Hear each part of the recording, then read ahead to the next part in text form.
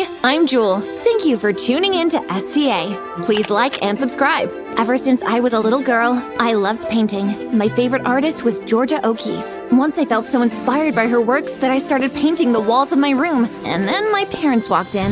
Ah! Is that fire? Did somebody say fire? Oh! It's not fire, Mom. It's just paint. See?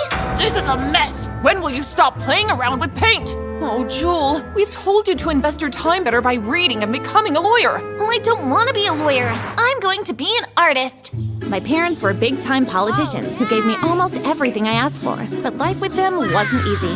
Thanks to their career, they were always obsessing over what the media and people would say about them that they wouldn't let me live a normal life. I wasn't even allowed to wear the same outfit twice. Oh, honey, didn't I just buy you a dashing Gucci gown for this party? But Mom, I love this gown. And besides, I've only worn it once. Listen to your mom and wear the new one. I don't want people wagging their tongues that I can't take care of my family. Apart from being obsessed with what people were or were not saying about them, my parents were also paranoid of my safety. I wasn't even allowed to go to school without my personal security guards. Thanks to that, most of my classmates shied away from me. Hey, I'm Jewel. Can we be friends? I gotta go. And the ones who didn't shy away practically kissed my feet just to roll with me, and I hated that. Hey, I love your hairdo. I'm sure your parents paid a ton for it. Everything you wear is so chic. This hair is like this because I haven't combed it for 3 days now. Oh, well, it's still gorgeous. The situation at school made me very lonely, and it didn't help that my parents wanted me to be their only child. No matter what I did, they wouldn't budge on the matter. One day we were shopping, and I was so drawn by the cute little things in the baby section. Look, Mom, isn't this onesie cute? True, but there's no one in our family it would fit. I grinned because Mom had fallen into my trap with those words. Can't we just buy it now and keep it for when you have my baby brother or sister? Please?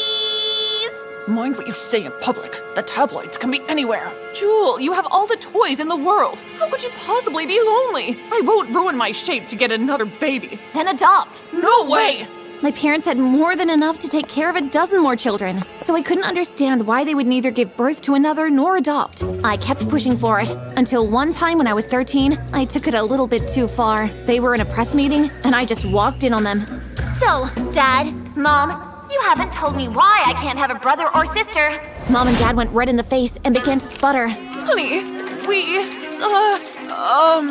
The press had a field day, and my parents were so embarrassed and angry. They exploded on me as soon as we were alone. Never you, ever in your life ask us about having siblings again! But I want one. Well, that's one thing you can never have. Don't be so greedy. Pull a stunt like this again, and I'm going to get rid of every single painting you think we don't know about. I couldn't bear to have anything happen to my hard work, so after that incident, I stopped asking them for a sibling. I almost resigned my life to one of loneliness. But when I turned 15, a ray of sun burst into my life. In the 10th grade, we were introduced to a new art teacher. Hello, everyone. I am Miss Millicent. I will be your art teacher henceforth.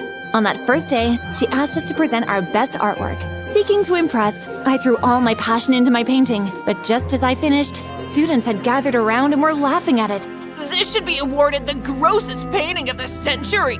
I wanted to burst out with anger, but of course if I did anything like that, it was sure to be on the headlines tomorrow. So I grabbed the canvas to take it down, but out of nowhere Miss Millicent grabbed my hand. Hey, let me see that. I gave her the painting and waited for more criticism, but she began to gush over it instead. Wow, is this a girl hatching from a bird's egg? It's so beautiful. This is my favorite art so far. Thanks. What's your name, girl? I'm Jewel. Even though we were at least 17 years apart, Miss Millicent took a liking to me, and trust me, the feeling was mutual. We would hang out in her office or at the school studio during breaks. And one day she even invited me to see her art at home, but that took an unexpectedly horrible turn. I'm so sorry. I can't make it. What? Why? My parents don't even approve of my career choice. They will just go bonkers. Oh, don't worry. I have first-hand experience with strict parents. I can put in a word across to them for you. Can you give me their number? My parents never liked me giving their number to outsiders, but I figured it was okay since Millicent and I were friends now. That's my mom's. Her name? It's funny, I don't even know your family name. Mrs. Holly Holloway. The moment I mentioned that name, Millicent seemed to freeze over and stared at me like I had grown 2 heads. I was quickly uncomfortable. Are you okay? You're Holly Holloway's daughter? Yes, I am Jewel Holloway. What? Without any explanation, she walked out on me. Millicent stopped being nice to me. She wouldn't even spare me a glance in class and would shun me if I tried to get close to her. It got to the point I couldn't take it anymore. Did my mom offend you? Why are you ignoring me ever since I told Why you? don't you ask your parents instead? For several days, asking my parents to know what Millicent's deal was an impossible feat because they were out on a campaign and could only spare pleasantries whenever we talked. I was so restless with curiosity. Thankfully, I soon discovered what was behind her change of attitude. We had a school project, and I had to get some items from the basement for it. As I was searching, my hands hit a dusty wooden box hidden at the back of the shelf. What? What's this dusty stuff? Let me guess. Another vintage jewelry used and abandoned by Mom. But when I opened the box, I was stunned to see a picture of a girl with black hair and green eyes. Who is this pretty girl? Beneath the photo was a letter, and when I read it, Hello, Mom and Dad. It's been 2 months since you last sent me. I couldn't believe my eyes. The girl was calling my parents Mom and Dad and asking them for some money. Did my parents have a child I didn't know about? I had to meet her and get answers, but I knew I wouldn't be successful if the guards followed behind me, so I sneaked out of the house. An hour later, I arrived at the address printed on the letter and knocked at the door. And when it opened, I was shocked to see Miss Millicent? Looking at her now, I could see she was the girl in the picture. What are you doing here? You sent my parents a letter. You called them. Suddenly, she pulled me into the house and shut the door. I sent them that letter years ago. I have a job now, so I don't need their help. Who are they to you exactly? Your parents, Jewel, are my parents too. But simply, I am your big sister. By that time, I had put 2 and 2 together, but it was still shocking to hear. How? Our parents had me when they were very young, and things were really good for us. But 17 years later, after they gave birth to you, you became the apple of their eyes, and I became like a stranger. They would snap at whatever I did or said. I couldn't take it. What happened? After a verbal match, they termed me rebellious and sent me away to live with Mom's sister. I left as soon as I reached adulthood. By the time Darcy was done telling her story, I was so mad at Mom and Dad. All of that sounds like teenage hormones acting up. It's not enough to send you out. Well, you're right, but the harm has been done. They don't care about me anymore, and that's why I had to stop talking to you. If they know we're in contact, they would go angry bull mode and think I have somehow influenced you. Please go. But we're sisters. Just pretend like you never met me. She shooed me out of her house, and I went home angry at my parents for keeping me away from the sibling I had longed for years. But I was also excited to know I had a big sis and wanted to know everything about her. So I deafened my ears for her request for me to stay away from her. That's why I kind of showed up at her house the next day. What part of pretend you never saw me don't you understand? I'm just hanging out at your porch. Pretend I'm not here. You know I can't do that. Come in. Oh, you don't have to. But thank you. Good grief. The ice broke between Darcy and I when I stumbled into her makeshift studio. I was blown away with the pencil work she had. Whoa, these drawings are amazing. You really think so? I'm itching to paint one. Can I? Let's try one then. Together, we painted one of them and it was so amazing. We make a good team. Eventually, my sister warmed up to me, and we even resumed hanging out together at school. As much as I wanted to confront my parents with what they had done, I kept to myself because Millicent was convinced it would just make things worse. But like most secrets, I couldn't hide it forever. After I graduated high school, my parents prepared a special dinner night to celebrate. So, Jewel, we picked a law school for you to attend now that you graduated. Picked a law school for me? Who asked you to do that? We are just doing what is best for you. What's best for me is letting me do what I love that makes me happy. It's either this Or or... what? You send me away like you did Millicent? I slapped my hand over my mouth at the mention of Millicent, but it was too late. How did you know about Millicent? Since the cat was out of the bag, I figured I might as well point out their unfair treatment to her. I can't believe that all these years I wanted a sibling. You didn't care to let me know I already had one. What kind of parents are you? How did you become so consumed with your career? Your children became disposable. I left them gaping in shock and went to my room, hoping that their conscience would prick them enough to bring Millicent first thing in the morning. But they did the opposite. I went to my former high school the next day to find a crowd outside my sister's empty office. What's going on here? 2 bald men came into here some minutes ago and whisked Miss Millicent away into a limo. The description of them fit my bodyguards. It was obvious that my parents were involved in this, and they didn't deny it when I confronted them. Where did you take her? We gave her a new place to live. She's our daughter, all right? We can never hurt her. Just do what we ask you to do, and you can see her again. Are we having this conversation again? No, I will not compromise on my future. It's that, or you say goodbye to us being your parents. The luxury you're living in will be gone. I will give up that luxury 1,000 times for my freedom and happiness. Jewel! Now may I please have her whereabouts? I think I might just move in with her. Be sure to wipe out records of me as your daughter as well. Seeing that my mind was made up, my parents had no choice but to give me my sister's new address. I packed up and went straight to the place, only to see her leaving with a suitcase. Millicent! Jewel, what are you doing here? With a bag? I left them. I refuse to be their puppet anymore. Where are you going? Isn't this the house they gave you? Well, I don't want their stupid handouts in a house. I am leaving the city. I'm coming with you. Are you sure? Things will be a bit tough. Trust me, I have had my full share of tough. We moved to another city far away, and to support ourselves, we went into the art-making business full-time, auctioning each finished one. We made good money, enough for me to start college, and without my ex-bodyguards hovering over me, I made many friends. For 2 years, we didn't hear anything from our parents, and we didn't contact them either, though I missed them a good deal. One day, Millicent came home with big news. Jewel, you've got to look at this. Big couple politicians resign for unknown reason. Our parents resigned? For real? Could we be the unknown reason? We would have to wait and see. When we didn't hear anything from them many months after that news, we concluded that their resignation didn't have anything to do with us. But one day, a fast-rising art collector asked to see our studio, and when they arrived, Millicent! Jewel! Mom? Dad? Mom and Dad knelt before us. Millicent, Jewel, we are so sorry. We didn't realize how selfish and greedy we have become until some months back. Please forgive us and let us come back as a family again. It's been over 2 years since I left, many more since Millicent, and you expect us to That's our business card, Jewel. We know we have wronged you two so much that a sorry wouldn't cut it.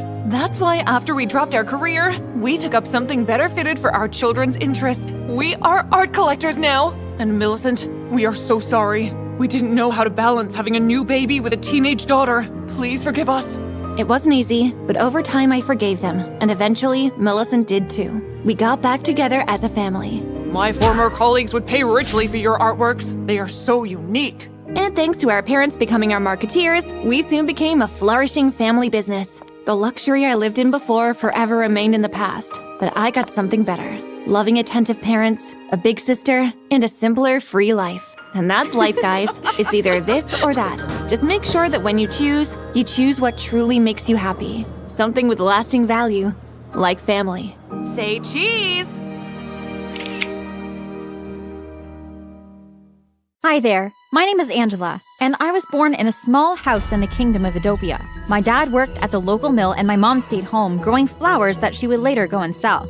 I also had a little sister named Philippa, who was totally adorable. Things had always been rough for us and we barely scraped by, but we were always there for each other. I didn't mind it when I was a child, but as I grew older, I began to notice stuff. Like one day, my mom made us dolls made out of cloth. My sister was thrilled, while I was there pouting. Angela, what's wrong, honey? Don't you like it? Daisy has better ones. They're such tiny China dolls, Mom, and so pretty. Her parents are the best. Honey, Daisy's dad works as a horseman for the king. We could never afford those. But the best thing about these are that they'll never break. Eventually, my parents coaxed me out of it, and I also understood that it couldn't be helped. When I was 16, one day I was walking home near the town square when I saw that there was a crowd of people trying to watch something. I was tall, but there were so many people that it was difficult to see. I tried to jump to see over their heads. No luck.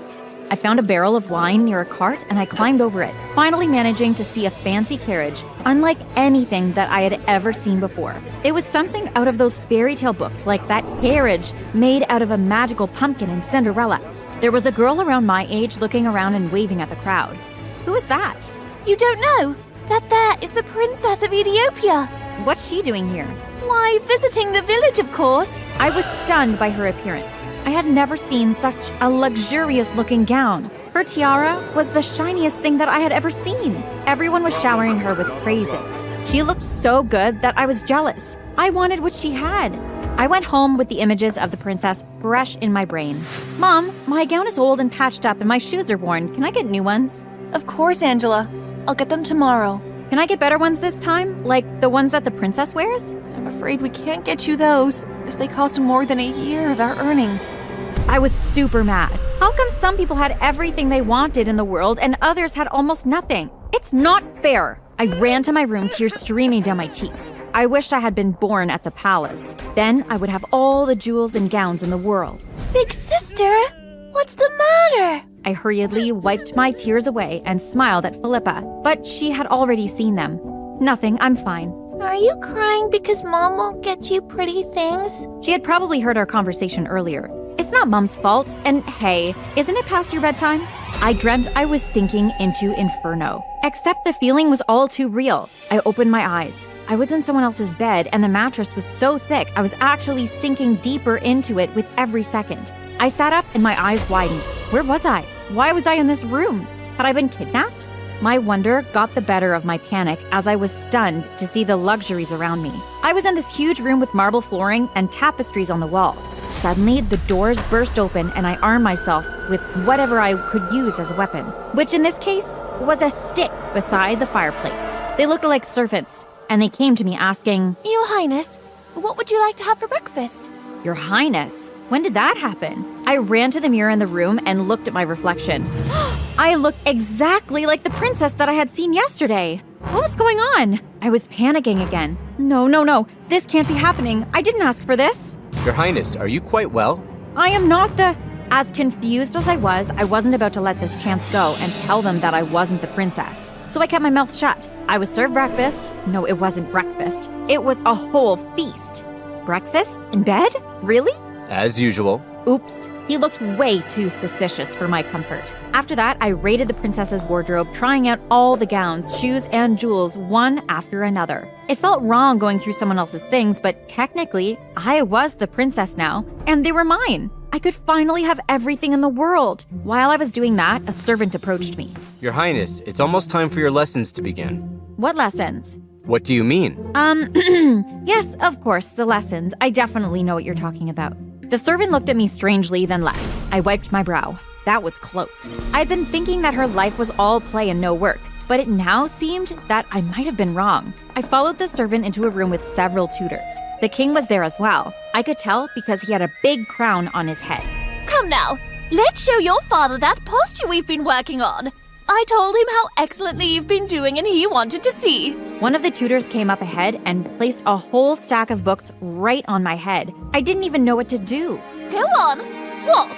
I walked slowly, very carefully, so that the books wouldn't fall. But of course, they did. Right after I had taken 2 steps, they toppled to the ground. I looked at them fearfully. Maybe she's just nervous because you were watching, Your Majesty. Let's give her another chance. She placed the books on my head once more, and they fell over again, and again, and again. The king looked at me with disappointment in his eyes. You are a disgrace to the family. I can't even look at you. And he left the room with his advisors. I had never felt more insulted. Over the next few days, I failed at everything I did. I fell so many times while horse riding that my body was covered in bruises. I couldn't dance. I couldn't even curtsy properly. People began to notice the odd behavior, and there were whispers everywhere I went. Even the servants were whispering about me. And that there is their heir to the throne. Princess, I could do a better job than her. So improper. No etiquettes at all. It's as if she was raised in a barn with animals. Everyone was talking behind my back. Word spread that the Princess of Adopia doesn't know the first thing about being a proper princess. I wonder what will happen to the kingdom. Oh my god. I was sick of it. In 1 week, I had had my fill. All the luxuries did not compensate for the trouble and mockery I was going through. I missed my family. They had always been nice to me and had never made me feel bad about myself, unlike the mean king. So I decided to go back. I went to my village cottage, very excited to see my parents after so long. What I saw next blew my mind. I stood there at the window, my jaw hanging open as I saw myself staring back at me. She was seated at the dinner table while my parents, dressed as servants, served me. Or rather, someone who looked like me with all sorts of things that they had never given me. The girl who had stolen my body looked up and saw me. She grinned evilly. Suddenly, she turned to my parents. Why do these crumpets have so much butter on them?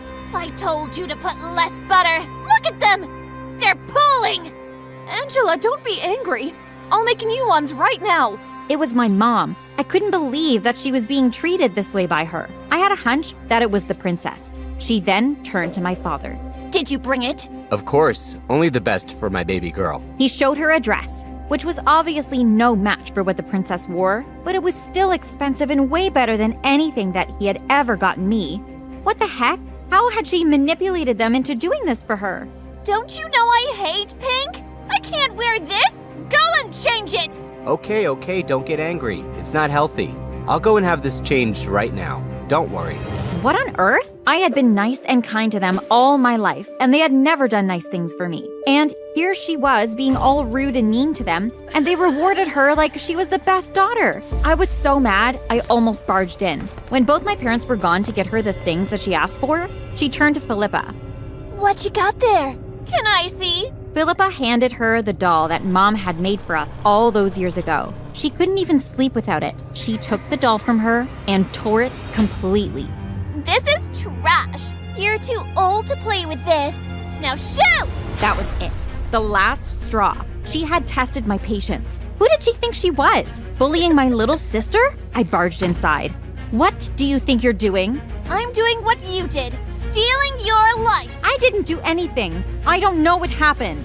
Like I would believe you. You're obviously a little witch. I am going to ruin your life. I was angry at her, but I was also angry at my parents. Why were they being so nice to her? Why did they allow her to bully Philippa? I opened my mouth to threaten her with my new status as the princess, but right at that moment, the carriage horseman showed up. Your Highness, the king wants you to be at the castle in time for the royal ball. I looked at her.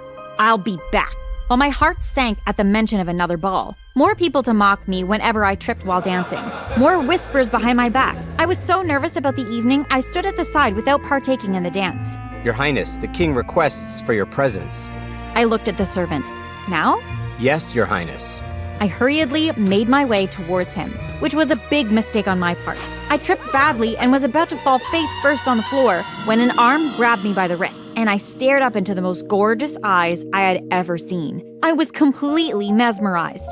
Are you okay? I broke out of my daze and blushed. I'm fine. Thanks for catching me. Not a problem. Then I went on my way. I found out that he was the prince from the neighboring kingdom, and his name was Charles. I could swear his eyes were on me the entire evening. After a while, I saw him coming towards me. My heart had never beat this fast in all my life. Would you care for a dance? And even though I was scared to, in fear that I might trip, I said yes. I had never been so taken by a boy before. As we danced, I stepped on his toes several times, but he didn't point it out, which was so nice of him. Sorry, I'm not much of a dancer. We didn't really have any balls back in the village. Pardon me? I cursed under my breath. I couldn't slip up like that again. Do you like to dance? Not very much so. I would pick archery or horse riding over dancing any day. We talked and danced and drank punch, and danced again. This was the best evening since I'd arrived at the palace. After that, we began to see each other regularly. We would go on these long romantic walks, holding hands. I was falling in love with him. He was so kind, even to the servants. Unlike most of the royals I had been around, things were going great. One day, Charles showed up with flowers and looked into my eyes. I'm falling in love with you, Anastasia. Oh, Anastasia. I felt sick at the pit of my stomach. He wasn't in love with me. He was in love with her. She is not Princess Anastasia! Came a booming voice, and there she was, her in my body. How had she gotten here? She is nothing but a fraud, a liar, and a cheat! She pointed at me and then looked at Charles. You're in love with me, not her! Hey, shut up! I yelled, but she pounced at me. Thank goodness Charles was there to shield me behind him. The guards arrived and dragged her away. She was still screaming and struggling as they did so. Are you all right? I'm fine. What a clown. I had had enough. I was sick of living a lie and pretending to be someone else, so I decided to come clean. She was telling the truth. I'm not the princess. I'm just a common village girl. My name is Angela.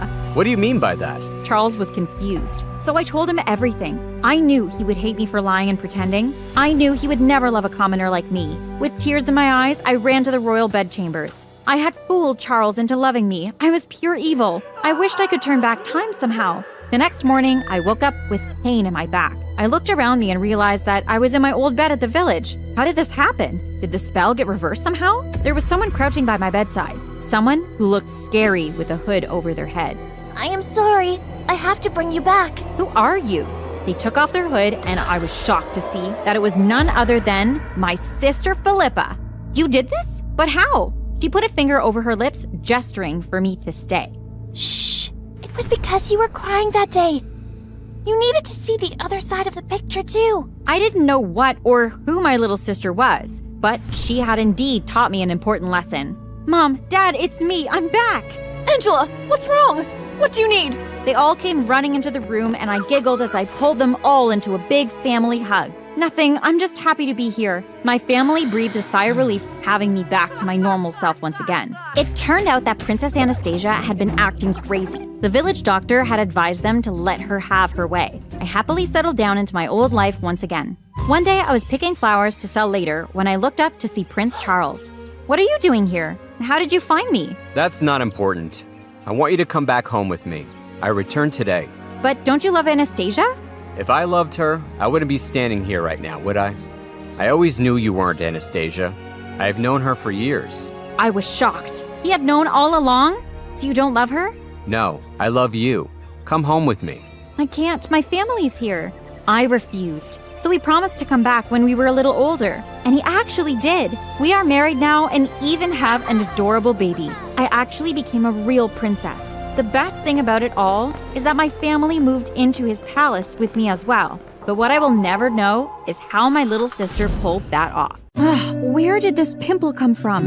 And look at this hair. Look how limp and thin. If you couldn't guess, I absolutely hated how I looked. My eyes were too wide apart, my nose was too big, and my lips are thinner than a pancake without baking powder. At school, none of the boys are interested in me, but they were all interested in my older sister, Jillian, who, by the way, was drop-dead gorgeous. To take it from me, it sucked to attend the same school as your older sibling. Nobody knew my name, and the teacher called me Jillian's little sister. Okay, class, today in sex education, we are going to talk about STIs you can spread via kissing. That's something Jillian's sister doesn't have to worry about. My face turned red as the entire class pointed at me and laughed. I stood up and asked the teacher for a hall pass to the bathroom. I waited for a few seconds, and do you know the name that was written on the hall pass? You guessed it, Jillian's sister. I groaned and walked out of the classroom. I was so sick and tired of living in Jillian's shadow. I want people to see me for me, not for who I was related to. Was it too much to ask for? And then, there's Dad. I feel horrible saying this, but I don't think Dad likes me very much. I think it's because I just look like Mom. Mom left him when Jillian and I were toddlers to marry a rich man. Dad always tells me how ugly I am and refuses to even consider me his daughter, although we share the same last name. But then one day I found something that changed my life forever. If you want to know what that is, keep watching. Hi, my name's Tara and I'm from Holland. One evening while Dad and I were having dinner, Jillian burst into the dining room with a crown in her hand. She ignored me and ran straight to Dad and jumped up and down. Daddy, I won! I'm so proud of you, Princess. I knew you could win the local beauty pageant. Congrats, Jill. I'm so happy for you. At least I have one daughter I could be proud of. With a hopeless face like yours, you'll never amount to anything. May I be excused? Before Dad responded, I ran out of the room crying. All I wanted was to look as pretty as my sister and the other girls at school and to have the only parent I know love me. I'll do anything to feel pretty. Why didn't I think of it before? The internet has everything. I'm sure there's a way to make me pretty. As I scrolled through my search, I saw dozens of articles, but one advertisement caught my eye. Magic makeup. Makeup that magically changes and transforms your face to become gorgeous. Have you ever wondered what it was like to feel pretty? Yes? Are you looking for a reliable product that will change the way you look? Yes? Well, look no further. Allow Magic Makeup to not only erase your worries and insecurities, but also transform your face with just a few steps. If you don't believe us, listen to what Brian and Melissa have to say after they used Magic Makeup. Before Magic Makeup, guys in college didn't look at me twice. But since I started to use Magic Makeup, I have dates lined up for every day of the week. At work, there was this hot chick named Sophia that I asked out like 100 times, but she was always rejecting me. After I used Magic Makeup, not only did Sophia ask me out, but I'm meeting her family this Christmas. Thank you, Magic Makeup. Finally, a light at the end of the tunnel. And it's available at the mall closest to me. Yay! I've got to call Casper to give him the great news. Casper is my best friend. We've known each other since the first day of middle school. I spilt soda all over his new t-shirt. OMG, I'm sorry. I'm such a klutz. It's okay, it's just a shirt. I'll be okay. I'm Casper. I'm Tara. From that day forward, we've been inseparable. Hi, bestie, what's up? You'll never believe what I just found. Before Casper could respond, I excitedly told him about the Magic Makeup brand and that I'd like for him to go with me to the mall to purchase it. After speaking, there was a long silence. I almost thought we had been disconnected, and I was about to hang up when I heard his voice on the other end. I don't see what the big deal is, Tara. You're perfect just the way you are. Says the boy who's had a girlfriend every year since we started high school. Don't you get it? I want what you have. To go on dates, to have people like you, and maybe even get my first kiss. But Tara, you do have people who like you. Buying makeup isn't going to help you become popular. But I'm your best friend, and I'll support you. Oh, thank you, Casper. I'll see you tomorrow. After Casper and I hung up, I tried to go to sleep, but I was way too excited. Early next morning, Casper and I met at the mall in search for the Magic Makeup brand. But after a while, I didn't think we were ever going to find what we were looking for. Are you sure the brand is in this mall? We've visited 5 stores already that have no idea what you are talking about. Hi, good day. Can you help me? I'm looking for the Magic Makeup brand. Can't you see we're in the middle of a conversation? You do work here, right? Which means you're supposed to help me. No, amount of makeup can help that face of yours, sweetheart. My eyes filled with tears and I began to walk out of the store. Casper held my hand and stepped toward the sales clerks. Good afternoon, ladies. My friend here was wondering if you carried the Magic Makeup brand. Sure we do. Please follow me. I can't believe we found it. I still don't understand why you need that. It's everything I need to finally look pretty. You don't need it. Did you say something, Casper? Before Casper was able to respond, I excitedly took the bag from the sales clerk. My life was totally about to change. That afternoon, as I walked into the living room, Dad glared at me. Where the heck have you been? At the mall with Casper. If you're not at school, you're at the mall. You were never at home to help around the house. You are ugly and worthless. Sometimes I wonder why I even let you stay in this house. Daddy, why do you hate me? You're always so dramatic. You always want to take things overboard. I hate you! I spun on my heels and ran to my room. I really didn't mean to tell Dad I hated him, because I really didn't. But I was hurt by what he said. How can a father be so mean to his daughter? Sometimes I just wished he'd been as proud of me as he was of Jillian. That evening in my bathroom, I looked at the Magic Makeup as tears streamed down my face. This Magic Makeup has to work. It just has to. Tomorrow, your life will change when you begin to use Magic Makeup. You will no longer experience pain or insecurities. Everything will be okay. I give myself a nod of assurance before I exit the bathroom and climb into bed. The next morning, I got up extra early to get ready for school. I grabbed my Magic Makeup and began to apply it to my face. Once completed, I was totally blown away by the results. Oh my God, Tara, you're beautiful! The day was finally here. I'm no longer an ugly duckling. I finally transformed into the beautiful swan I was meant to be.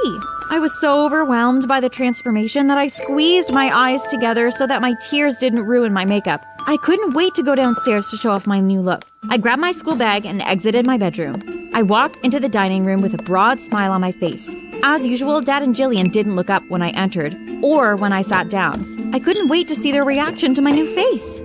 Good morning, Jillian. Good morning, Dad. Tara, you look so different. Thank you. During breakfast, Dad stared at me the entire time. It took everything within me not to laugh at him. After breakfast, I placed my dishes in the sink and turned to Jillian and Dad. Bye, have a great day. I know I will. I waved to Jillian and Dad as I exited the dining room. Today is going to be a great day. As I walked through the hallway, I felt as though everyone's eyes were on me. It felt so weird because nobody ever paid attention to me. But now, everyone's eyes were on me. Who's that girl? She's so hot. Will you be my girlfriend? Honestly, I was a little nervous when I showed up to school today and surprisingly felt more conscious about how I looked. But after seeing the popularity I gained after just a few minutes, I knew purchasing Magic Makeup was the right choice. My old face was gone. Now it's time for my new face to shine. My day can only get better from here. My morning was so amazing. Everyone wanted to be my friend, and the boys finally paid attention to me and gave me their numbers. But during the third period, when I stepped into the gym, I had no idea that my life was about to change drastically. Hey, Tara, you look different. All thanks to Magic Makeup. As Casper and I walked across the court, someone yelled at us. Look out! Casper and I turned to the sound of the voice, and that's when I saw it. A ball was coming straight at my face, and I had no time to get out of the way. Out of nowhere, a tall figure stood in front of me and wrapped his arms around me while his back faced the ball and protected me. After the ordeal, the boy pulled away and looked down into my eyes. Are you okay? Still shaken by the ordeal, my heart thumped as I looked up and came face to face with Abel, the cutest and most popular basketball player in the school. Can today get any better? Yes, I'm okay, or at least I will be. Thank you so much for protecting me. Are you new here? I'm sure I would have noticed a beautiful girl such as yourself walking the hallways. What's your name? Tara. Abel, we got a game to finish. I'll love to get to know you more. See you around, beautiful. As Abel jogged away, I couldn't help but smile. Thank you, Magic Makeup. As soon as I got home that afternoon, I began to get ready for Abel's party. Yes, you heard right. After school, Abel invited me to his party. Of course, I had to invite Casper. It took a bit of convincing to get him to say yes. I didn't want him to think I was a different person now just because I looked pretty. At around 7 p.m., the doorbell rang and I went to answer it. I opened the front door and there stood Casper. His mouth was slightly open as he looked at me. Tara, you look gorgeous. Thank you. You look great as well. Are you ready to leave, madame? Casper extended his hand to me and I took it. Tonight was going to be epic. About 20 minutes later, Casper and I stepped into Abel's backyard. Kids were dancing, chatting, and having a great time. I couldn't believe we were here. Isn't this everything you ever dreamed of? Uh-huh. Do you want something to drink? Sure, why not? As I walked over to the drinks table, I scanned the crowd for Abel, but he was nowhere to be seen. Being at Abel's party really was a step up from being home alone on a Friday night. Magic Makeup really did work. As I looked around, I realized all the popular kids from high school were at this party. It was only a matter of time before I became popular, maybe even more popular than Jillian. I grabbed the sodas and went back to where Casper stood looking at his phone. Looking at anything interesting? Nothing at all. Here you go. Do you want to dance? After dancing a few minutes with Casper, something amazing happened. Boys started to flock around me like bees drawn to honey. At first, only one boy asked Casper to cut in. Casper smiled and gracefully stepped aside. After a few seconds, another boy asked to cut in, and then another and another. Soon I was dancing with 10 boys at once. This was the best night of my life. After I danced to a few more songs with the guys, I told them thanks and went in search of Casper. I scanned the crowd at the party, but Casper was nowhere in sight. I discovered the entrance to a beautiful garden, and that's where I saw Casper standing on a bench. I went over and sat next to him, but he doesn't look up. Hey you, I've been looking all over for you. Why are you here and not at the party? I don't like the crowd, so I came here. Don't be such a killjoy. I've seen you post pictures of parties on social media with a much bigger crowd than the one here. Why can't you just enjoy this party like you did those? Why are you acting like this? This is so not you. Acting like what? Someone enjoying themselves? Oh, that's right. You're accustomed to being the one having all the fun, and now I'm raining on your parade. Is that it? Or are you upset that people are noticing me more than they're noticing you? Tara, I wonder where you disappeared. Could I have a dance with the most beautiful girl here? Sure, why not? The past few weeks have been amazing. If I didn't have pictures as proof, I wouldn't have thought it was real. Since the night of Abel's party, Casper and I haven't spoken much. Even though I'm a bit worried about my friendship with Casper, this is the happiest I've ever been in my life. Was it wrong that I wanted to enjoy the most of it? If it wasn't for Magic Makeup, I'd probably still be an ugly loser, invisible to those around me. For the first time in my life, I felt pretty, loved, and appreciated. One night while watching a movie, breaking news report came across the screen. We have just received breaking news from the founder and CEO of Magic Makeup, Dolly Hathaway, that Magic Makeup will no longer be manufactured or sold worldwide because some people have reported side effects from its use. All Magic Makeup products have been recalled from the shelves. How could Magic Makeup do this to me? No!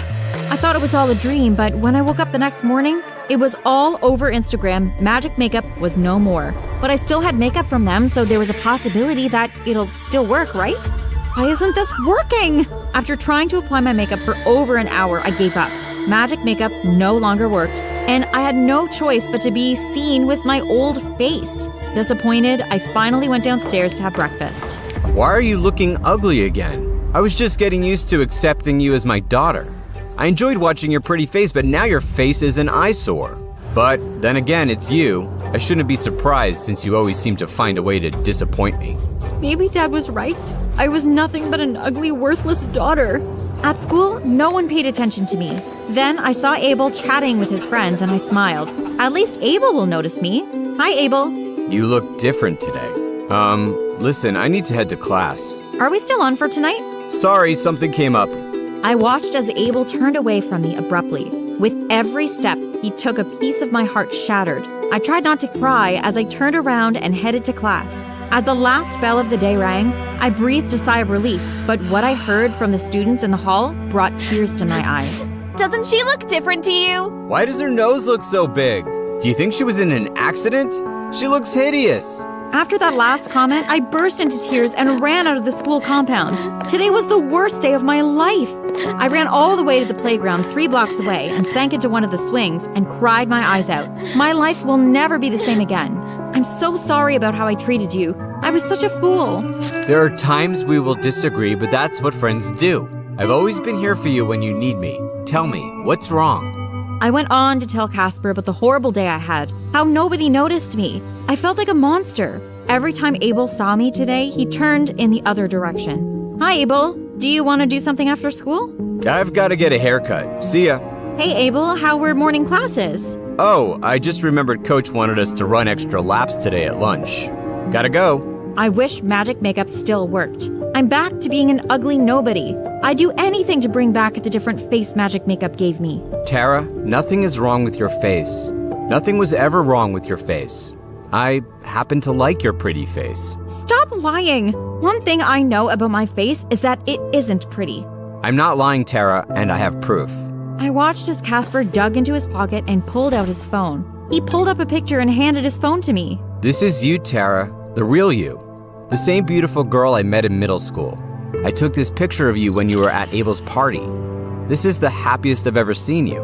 As I looked at the picture, I couldn't believe how pretty I looked. Magic makeup didn't change my face. It just gave me the confidence to feel pretty, happy, and at peace with myself. Tara, you've always been beautiful inside and out, and you'll always be no matter what. I have a confession to make. I've loved you since the first time I laid eyes on you. I didn't want to say anything because I didn't want to ruin our friendship, but I realized that holding back maybe wasn't the best idea. What? Casper, you love me? Then it dawned on me. I never needed magic makeup. I just needed to boost my own confidence, which adds to my beauty. All this time, I thought nobody loved me for who I really was. But Casper stood by me all these years and just loved me for me. True transformation doesn't come from outside. It starts from within. I also realized that I loved Casper all along and didn't want to wait any longer to tell him. I smiled at him and then pulled him into a kiss.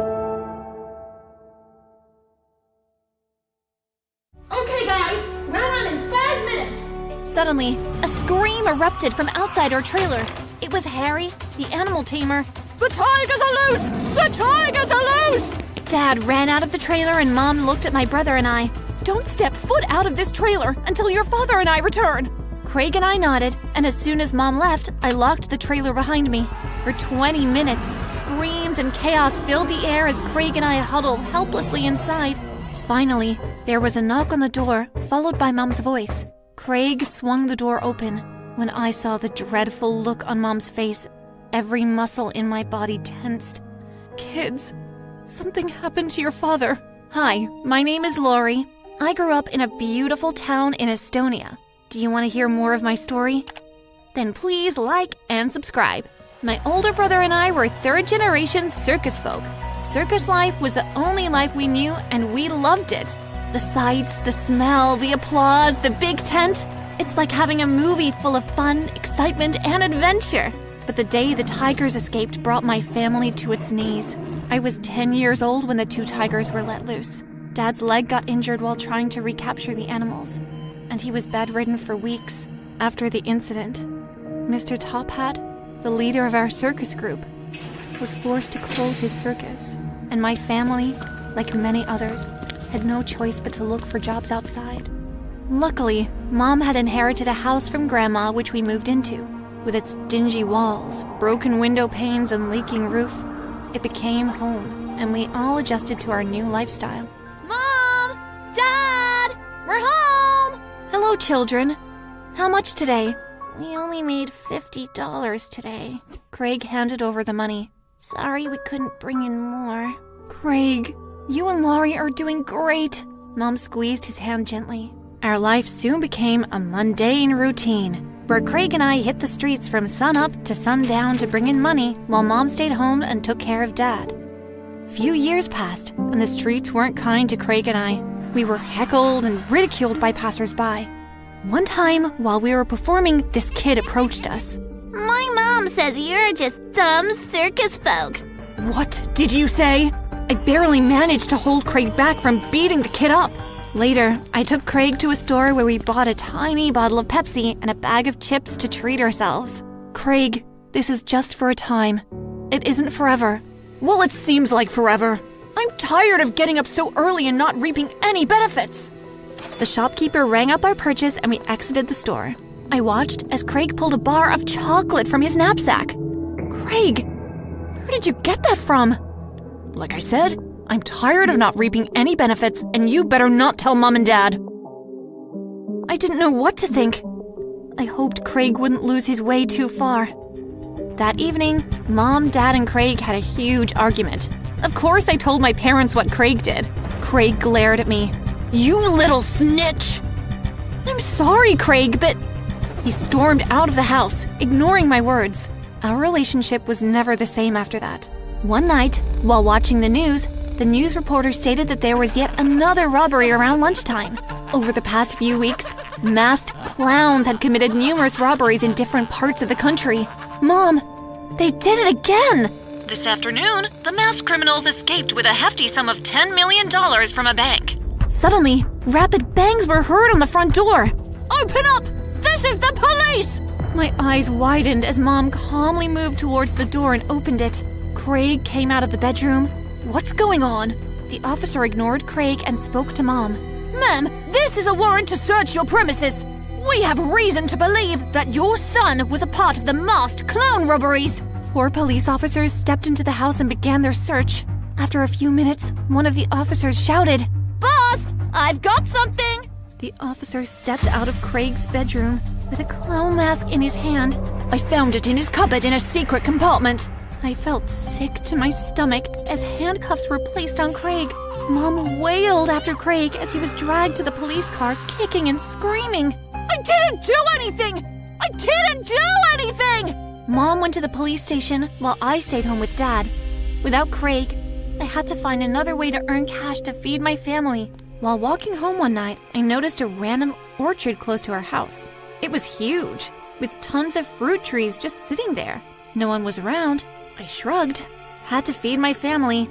Without Craig to help with our bigger performances, I wouldn't be able to earn any money. I climbed into the garden easily with my acrobatic skills, then started to climb up a tree. An unfamiliar voice called up into the tree. Hey! What are you doing up there? Startled, I fell out of the tree with a thud. When I opened my eyes, a boy, who looked about 2 years older than I was, peered down at me. His brown, beautiful eyes were filled with concern as he extended a hand to me. He helped me up, but didn't let go of my hand once I was on my feet. So, what are you doing here? Nothing. I was just leaving. I tried to pull away from him, but he held on tight. Maybe you'd like to tell the police what you're doing here. He pulled out his phone from his pocket. Fine. He introduced himself as Wayne, and after I told him about my pitiful life story, I looked up at him. So, are you gonna call the police or not? Wayne shook his head. I have a better idea. How about you come to work for my dad on the orchard, but you have to promise you won't steal from us. So, when do I start? You can start now. As days passed, Wayne taught me everything I needed to know, and we spent a lot more time together. I loved working on the orchard too. It wasn't hard work, and at the end of the day, they usually let us bring home fruits that were too ripe to be sold. One afternoon, while at the mall, a girl ran up to Wayne and threw her arms around his neck. Wayne! She removed her arms from around his neck, but used her finger to trail his chest while I clenched my fists at my sides.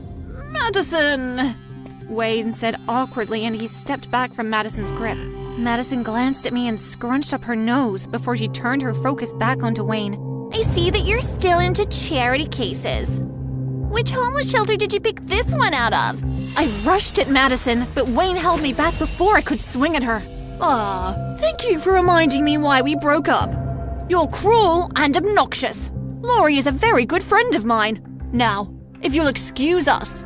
Wayne held my hand and we walked away. You sure know how to pick him, don't you? Wayne laughed heartily. How about we do a bit of shopping? That night, after I came home from an amazing day with Wayne at the mall, where he purchased new clothes and shoes for me, he called me frantically. We have a problem at the orchard. My dad's office is there, and $100,000 was stolen. We were supposed to use that money to upgrade our machinery. Was anyone injured? Did the cameras pick up anything? Everyone is fine, but the cameras were deactivated somehow. With a big hit like that, we may have to lay off a few workers. Dad's calling me, so I'll call you tomorrow. The phone went dead. Over the next few days, many workers were laid off. And as it turned out, including me, I was so upset with Wayne. I stopped speaking to him. Couldn't he have put in a word to his dad about keeping me? He was too privileged and spoiled to even know how much I needed this job. So, I went back to stealing from orchards again. One afternoon, while I was walking around selling the stolen fruit, Wayne walked up to me. Lori, I came to apologize. I wish I could have helped. If you wanted me to keep my job, you would have made sure I kept it. The decision wasn't mine to make. Don't worry your pretty little head over me. Us charity cases know how to survive. I walked away. About 2 months later, Mom and I sat in the courtroom as they read the verdict of my brother's trial. His lawyer told him that if he pleaded guilty, they'd lower his sentence. Craig pleaded guilty and was sentenced to 5 years of hard labor in a maximum prison. After the sentencing, Mom went home still shaken and I went on a walk. When I looked up, I realized that I was standing in front of Wayne's orchard. I sighed heavily and began to walk away.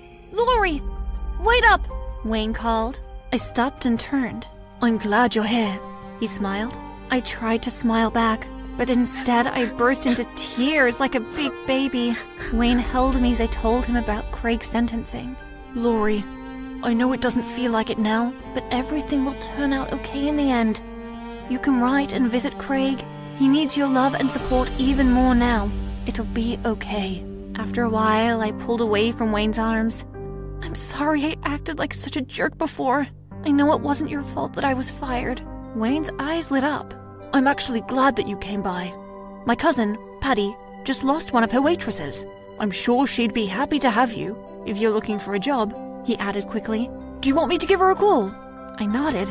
I waited as Wayne spoke with Patty, and he gave me the thumbs up sign before he hung up. The cafe is on the outskirts of town. I can pick you up at home and drop you to and from work every day. I panicked. I didn't want Wayne to see my house. If he knew just how poor I was, then he may not want to hang out with me anymore. I'll meet you here. I wouldn't want to put you out of your way. I smiled nervously. Okay, great. I'll see you tomorrow. As promised, Wayne dropped me to and from work from the orchard. There was no way I was going to let Wayne see where I lived. Mom, however, didn't care if Wayne saw our dingy apartment because one afternoon I came home and there was Wayne sitting on the couch, chatting with Mom and Dad. Wayne, what are you doing here? Your mom gave me a call and invited me over for dinner. Mom, how could you? I can't believe you did this to me. I bolted to the bedroom and locked the door. Mom tried to coax me out, but I refused. How was I going to face Wayne? It was bad enough he thought I was a thief. I couldn't bear to think of how differently he'd treat me now, knowing that I lived in this dump. Over the next 2 weeks, I didn't return any calls or text messages from Wayne. One evening, after dinner, Mom sat next to me on the sofa and held my hand. Lori, why are you being so childish? Mom, it's just that... Lori, I'm sorry that I did such a bad job at raising you and your brother that you're ashamed of where you came from. But that boy cares about you. My mom got up and walked away. I watched her leave and realized she was right. If Wayne truly cared about me, he wouldn't mind the fact that I was very poor. The next day, I contacted Wayne and asked him to meet me at the cafe during my lunch hour. I even picked a few flowers from the neighbor's yard and tied a red bow around them, as an apology. Hi, Wayne approached me. Hi, I stood and handed him the flowers. I'm sorry about the way I acted. I was just embarrassed. You have nothing to be embarrassed about, and I'm the one who should apologize. I should have asked you first if it was okay to come. I'm sorry. We were sitting so close. I could feel his breath on my skin. Then suddenly, Wayne leaned over and kissed me. My face grew cherry red as he pulled apart. I've been waiting to do that since the first day I met you. For the next hour, Wayne and I enjoyed a large pizza and great conversation.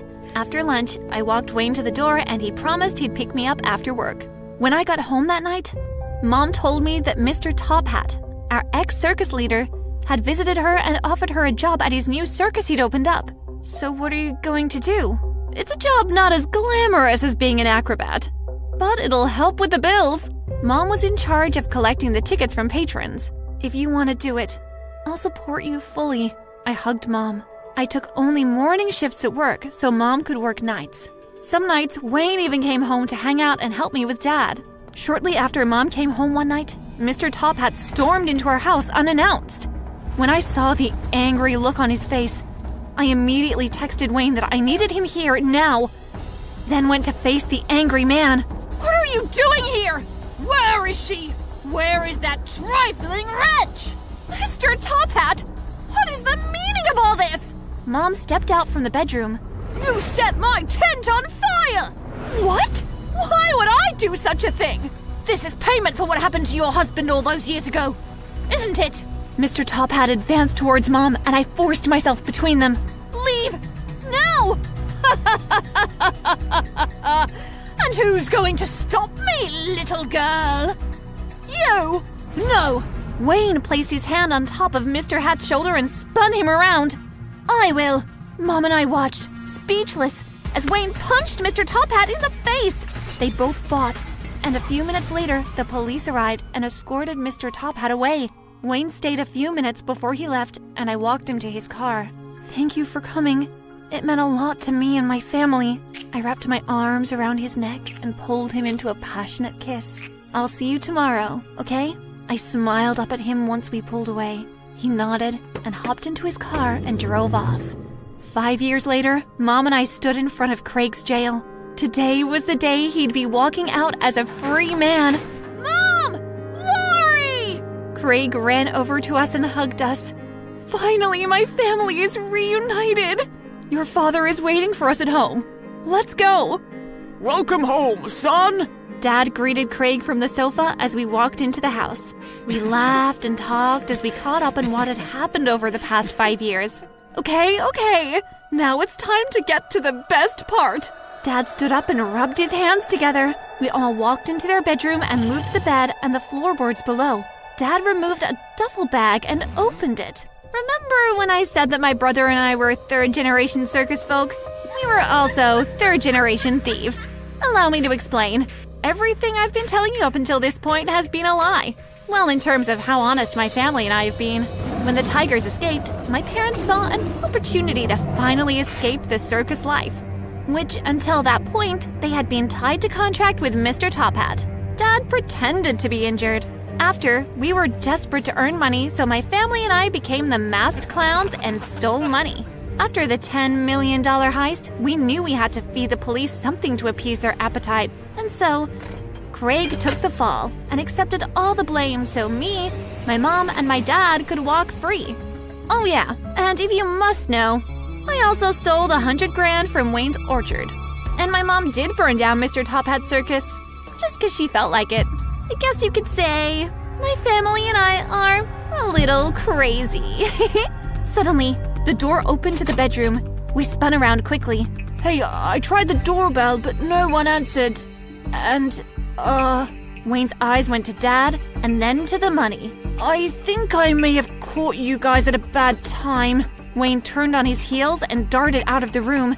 Craig, get him! In a flash, Craig and Dad followed Wayne into the living room. I watched as they both quickly subdued him, tied him up, and gagged him. We've come too far to be caught now. So what are we going to do? We have to get rid of him. But Mom, we can't. I love him. He's not going to keep our secret, Laurie. This has to be a unanimous vote. All in favor, show by a raise of hands. Mom raised her hand, followed by Dad's and Craig's raised hand. I looked at Wayne, then at my family. I slowly raised my hand. We moved towards him as Wayne's muffled screams filled the house. Katya, my arch nemesis, placed a paper crown on my head and shouted, Make way for the four-eyed braces-wearing loser! Students made a pathway in the hallway and snickered as I passed. Katya and I had known each other since elementary school, and we never got along. In middle school, I wore glasses and braces, which made me a target for kids like Katya. I hated school.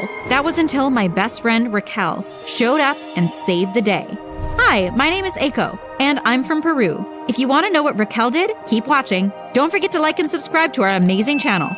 One day during lunch period, Katya was up to her old tricks. She pushed me down to the ground in the courtyard and dangled an open can of soda over my brand new outfit. Suddenly, a girl stepped in front of me and grabbed the soda can from Katya and poured it all over her head. Touch her again, and you'll have to deal with me. The girl was taller than Katya, so instead of fighting back, Katya grumbled and walked away. The girl then turned to me. Hi, I'm Raquel. I'm Eiko, thank you. Life was great with Raquel, but our senior year in high school had major drama. One afternoon while at the skating rink, Raquel and I were putting on our skates and discussing the upcoming dance. So, are you going to the dance on Saturday? I'm not sure. I'm going to get my braces removed. I forgot Saturday is the big day! Why not get a whole new makeover? You are a senior in high school. Time to shake things up a bit. Give them something to remember when you leave. Listen, I've got to go to the bathroom. I'll meet you out on the rink. I nodded and went out to the rink. Maybe Raquel was right, and it was time for me to get a makeover. I was so focused on my thoughts that I didn't hear Katya speak up behind me. Your big bad bodyguard isn't here to protect you. Katya pushed me and I went flying into the crowd. I crashed into someone who caught me before I hit the ground. Are you okay? I looked into the concerned eyes of my rescuer. He was super cute and he looked about my age. I'm so sorry, but yes, I'm fine, thank you. Time to go! A woman called out to him. Bye. He smiled at me and I waved goodbye. Who is that cutie? Raquel's voice came from behind me. No idea. As we skated around the rink, I couldn't help but think about my mystery rescuer. Even though we'd only just met, I had developed the biggest crush ever. On Saturday, after my braces were removed, I took Raquel's advice and got a makeover. I exchanged my glasses for contacts and got new clothes to match the new me. Monday morning, when I walked into the school's compound, everyone's eyes were on me. I felt fabulous until I walked down the steps towards my first class and saw Katya. I'm your friendly reminder that without the braces and the glasses, you're still a loser. Katya pushed me down the steps and I bumped into someone.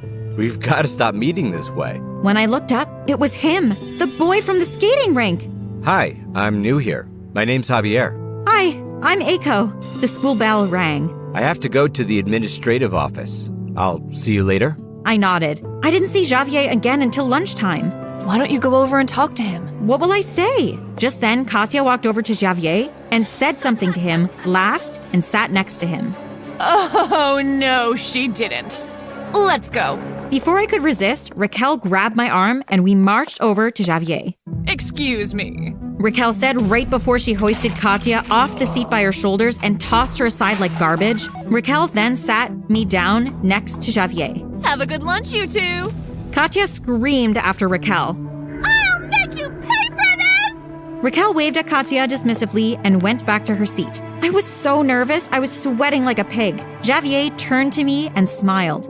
I was hoping we'd have classes together. Me too, but I guess lunch is a great way to catch up as well. Javier and I chatted all through lunch. Before lunch was over, we exchanged numbers and made plans to go to the movies that weekend. When the bell rang to end lunch, Javier kissed me on the cheek. I'll call you later.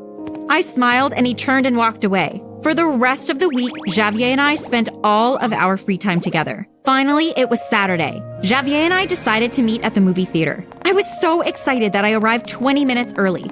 While waiting for Javier and looking at the movie billboard, a guy walked up to me.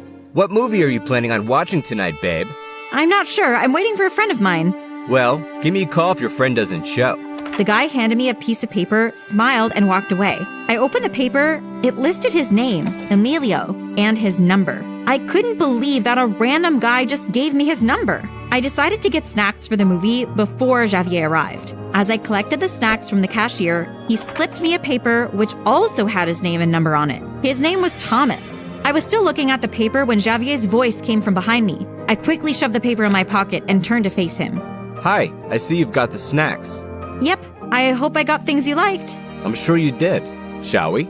Javier took my hand in his and we walked to the ticket counter. During the movie, my hand and Javier's hand went into the popcorn together and we just left it there throughout the movie. Wasn't that romantic? After the movie, Javier walked me home. Once at the front door, my heart pounded as Javier smiled at me. He leaned into me and I into him. I couldn't believe he was going to kiss me. Suddenly, my front door flew open and Javier and I pulled apart quickly. Hi, Eiko! Is this the cute boy you've been talking about? Mom! My face burned. I'll see you at school on Monday, Javier. Bye! I quickly squeezed past Mom and bolted to my room as though my clothes were on fire. Once in my room, I locked the door behind me. I couldn't believe Mom did that to me. The next day during lunch, I told Raquel what happened the night before. That's a bummer.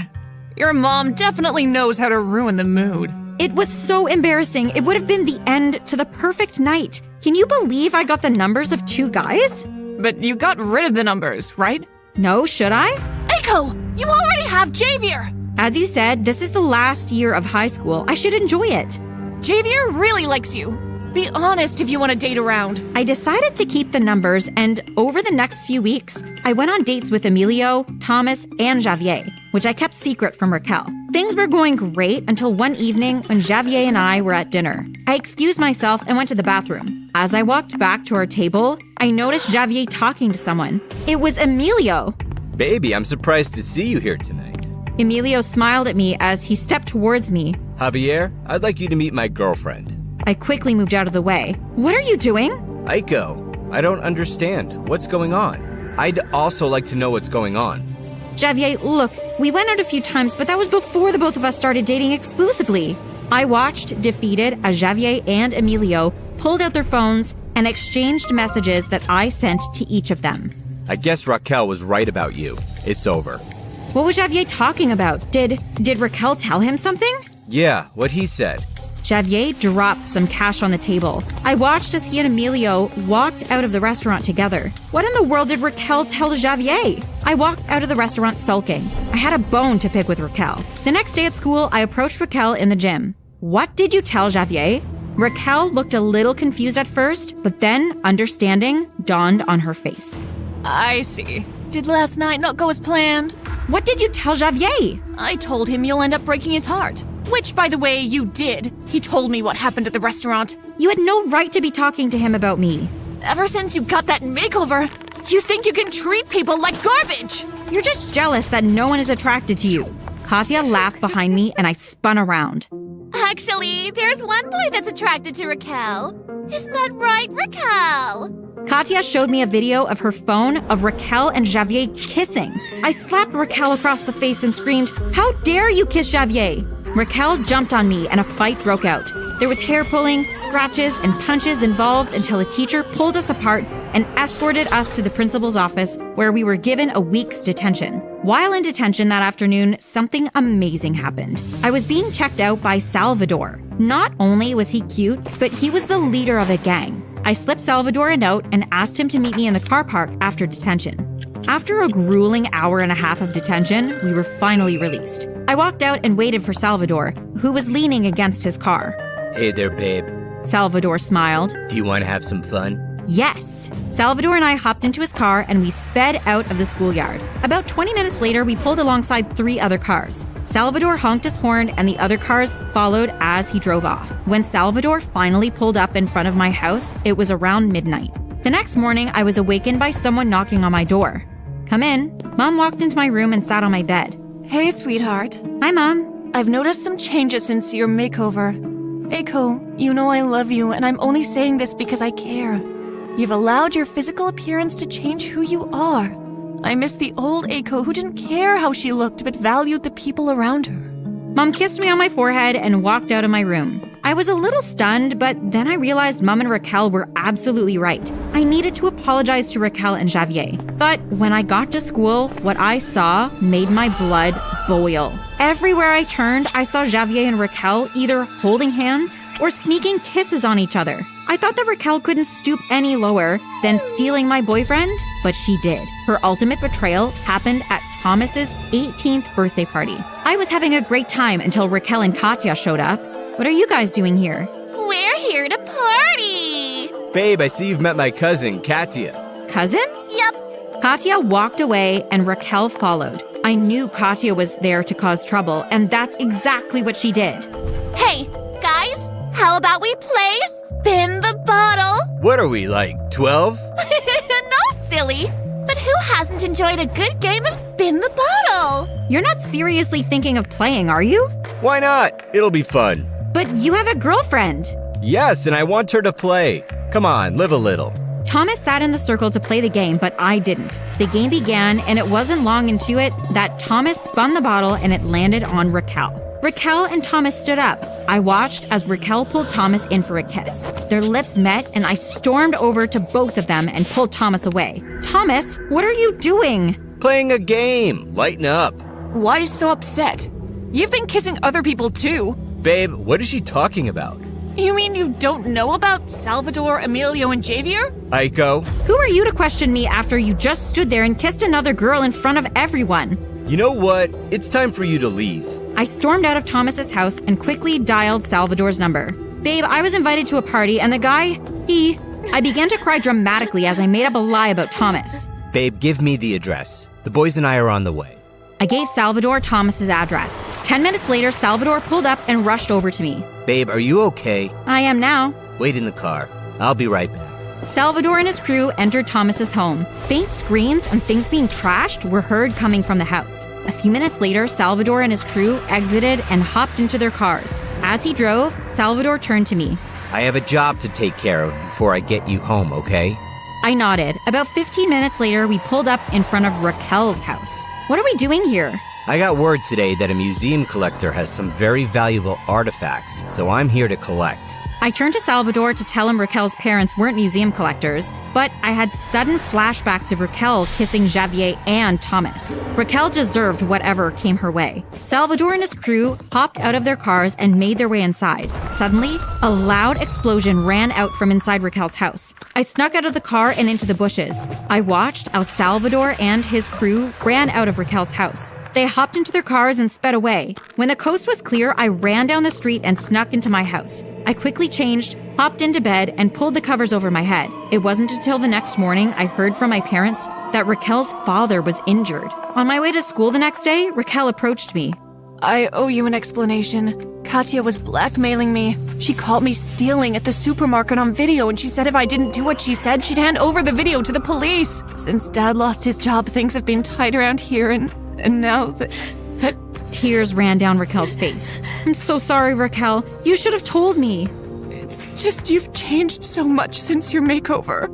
I'm so sorry, Raquel, for everything. There was an awkward silence, and I turned to walk away, but Raquel's question stopped me in my tracks. Did you send Salvador to my house last night? I looked Raquel squarely in the eye. No, Raquel, I didn't. Raquel nodded and walked away. I bit my lip. Was lying the right thing to do? At school, Javier cornered me by my locker. Hey, can you meet me at my house after school? I nodded, too surprised to answer. Throughout the day, I wondered what Javier wanted to talk about. Did he want to get back together? Was he going to announce that he and Raquel were an official couple now? As soon as the last bell rang, I headed to Javier's house. I knocked on the door and waited anxiously for him to answer. Hi, thanks for coming. I followed him into the living room and froze. In the living room sat Emilio. What's going on here? Well, Javier and I have been following you. We know what you did last night. Now you are going to do whatever we want. Unless, of course, you want to go to jail, like Salvador and his buddies. OMG, what have I done? Hi, my name is Lydia, and I'm from Chicago. Please like and subscribe. I was born to a very poor family. Mom and Dad couldn't even afford to buy me new shoes every year, and I would end up wearing the same ones over and over again, even though they now had a hole bigger than the Grand Canyon. One day when I was 7 years old, I went to school with those antique shoes, and everyone started making fun of me. Look at her shoes. They look like they could be on display at a museum. I wanted to cry, but suddenly I felt like I should say something. Yes, just like your underwear. His face was frozen, but everyone else laughed more. Even though they laughed at my joke, no one wanted to hang out with me. One night before I went to bed, Mom came to me. Don't worry, my lovely Lydia. I'm sure that time will bring you the right friends. She smiled at me and kissed me goodnight. But instead of friends, time just brought me more bad events. One morning, when I was 10, Mom and I woke to find out that Dad was missing. He was nowhere to be found and he didn't come home all day until Mom decided to call the police. When was the last time you saw him? Well, he was sitting on the sofa. But as Mom was mumbling and crying, she suddenly saw a note on the sofa. Dear Teresa and Lydia, I am sorry to go, but I can't provide for you anymore. I have to see if I can make it on my own first. Mom burst into tears, but I wasn't feeling anything.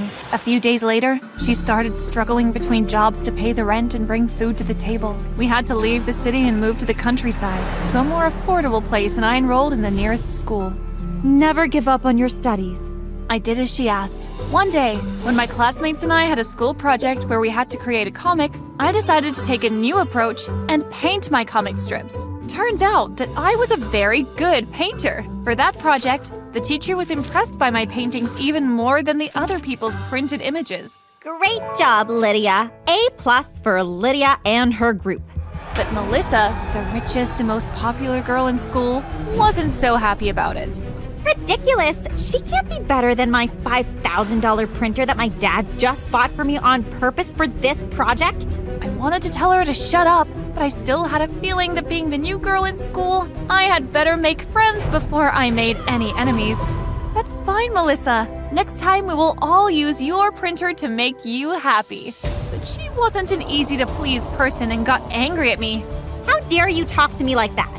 What an idiot! She didn't even understand I was trying to be fair. Luckily, one of her hyena best friends spoke to her. Melissa, she didn't say anything wrong. And the whole class burst into laughter. Melissa was more furious than a volcano and walked out. A few days later, while I was walking in the school's corridor heading to my locker, I saw an opening for a design competition. I couldn't believe my eyes! Melissa was looking for a personal fashion designer to pay for drawing whatever dresses she had in mind, and she was paying a lot. While I was reading the ad, someone spoke to me from behind. Do you think a loser like you will satisfy my fashion needs? I turned around and Melissa and her ugly hyena girlfriends were strangely looking at me. I wanted to be someone, and so I had to stand up for myself. Oh, shut up, you spoiled brat! What did you just call me? I immediately regretted it. I needed the job so badly. Of course, I won't satisfy your expectations. I will do my best to surpass them. We'll see. As she left, I heard a sweet voice right behind me. It was Thorn, the weird guy from my class. Don't listen to her. Just apply. I've seen your drawings. You have talent. You could win. Well, now he also seemed very handsome to me. Trying to stop myself from saying some stupid thing, I ended up mumbling, Thank you. I'm sorry? You're so sweet. I am what? Excuse me?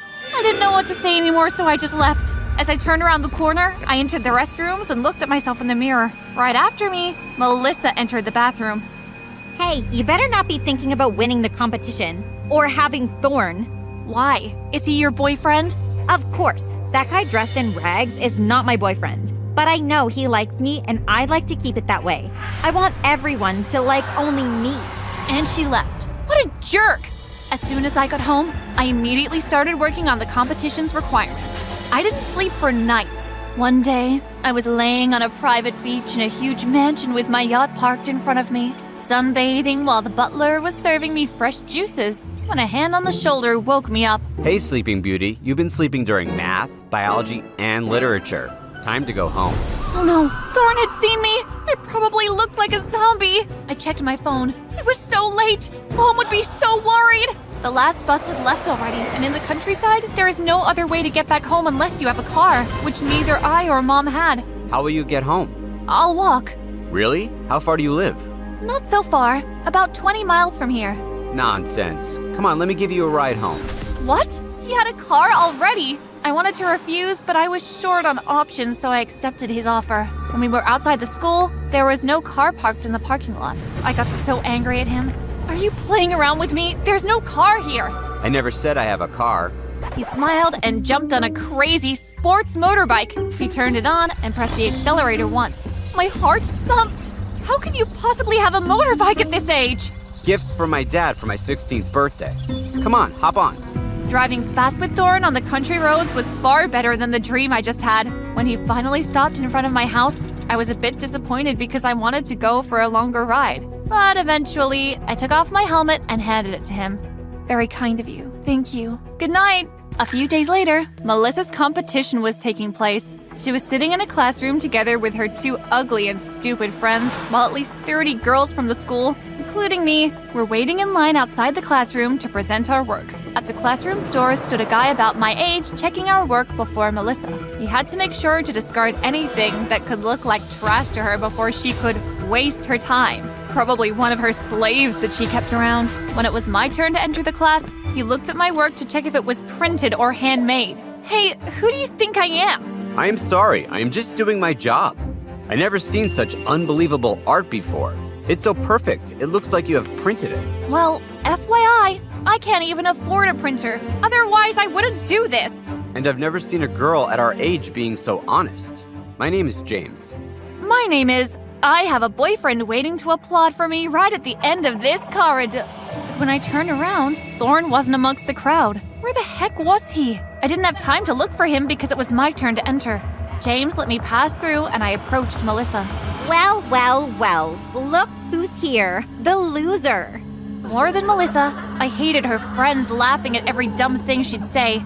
Melissa, I am not here to make friends. I am here to do business with you. You don't have to like me as long as you like my work. You pay me, I work for you. That's it. I'm pretty sure they're no better than the others before you. But as soon as she opened my sketchbook, she didn't say a word for 5 minutes. Melissa was impressed for the first time in her life, and she didn't know how to react.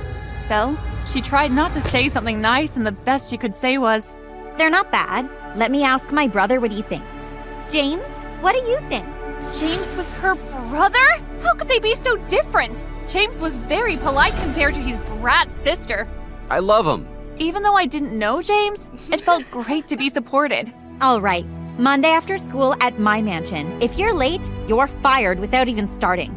Now get lost. James, wrap it up. It's done. I couldn't believe it! I was so happy I hugged Melissa for a moment. But then I controlled myself, remembering that she will be my boss from now on. Hey, don't touch me with those dirty hands of yours.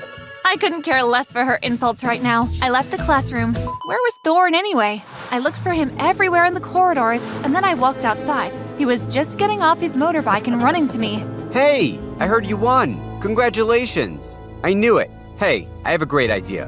What do you say we take off for a little trip today? A trip? Today? I can't afford it. Don't worry, I have some savings from the money that my parents give me. We just need permission from my dad to ride the bike across country. Officially, it's still in his name, and I can't leave the state without his permission. Unbelievable! He drove me home to pack my things, and I also told Mom. But before we departed, just outside my home, Thorn asked me something that I will remember for the rest of my life. Honey, listen. Remember I told you that I needed permission from my dad regarding the bike? Yes. Well, he would never sign me that permission because my parents are just too worried about me. But I want to make us happy with this trip, so here's what we can do. You're a great painter. Then he showed me 2 pieces of paper. This is the permission I need from my dad, and in this other paper, his signature from an irrelevant document. Can you just copy it from here to here? I was a bit confused and scared. Copying a signature? It's for us, to make us happy. I love you. My heart was coming out of my chest. I copied his dad's signature without thinking any further, and we left. A little later, it started to rain like heck. After a few minutes of riding, Thorn stopped in front of a bank. I need to withdraw some cash from my account.